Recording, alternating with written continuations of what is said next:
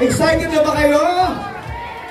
Sino ba ang paboritong character niyo dito? To the red carpet and the grand premiere win! Napakapogi talaga ng Will Ashley. Rose is Galleria, show your love! Please join us here on the stage, Will! Sa lahat ng sumusuporta sa MMFF, anong masasabi mo?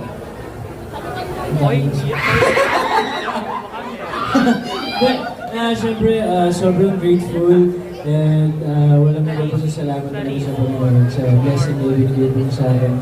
And of course, sa lahat ng mga taong nagmamahal at sumusuporta na talaga simula day 1 hanggang ngayon na nandito. At pinaka kayo lahat, gusto ko lang sabihin na maraming salamat at I love you.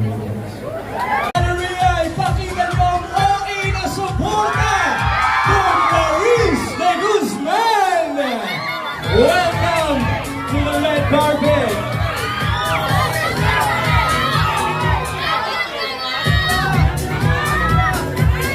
The nation's wrong!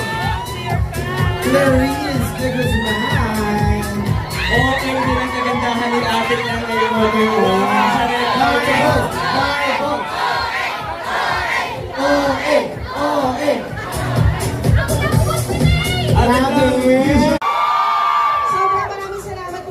Excited na ako kasi first ever movie ko to! First ever ko makikita yung sarili ko sa big screen and kinakabahan na ako kasi kinokontak na ako ng Oscars award ngayon. Wow! Actually, nakapina na po yung 53 nominations ko. From singing ngayon, acting debut, Ate Clang, kamusta ang pakiramdam na parte ka ng special movie na Bar Boys and why should I watch it this Christmas? Siyempre, sobrang grateful ako and thankful ako naging part ako napakaganda ng pelikula na to. Hindi ko in-expect na one day arte ako. Gusto ko lang naman, di ba? Akala ko kakanta lang talaga ako. Pero ayun, sobrang thankful ako kay Direk Kip for inviting me, for having me.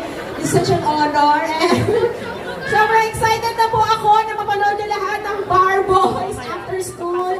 Happy birthday to you guys! Thank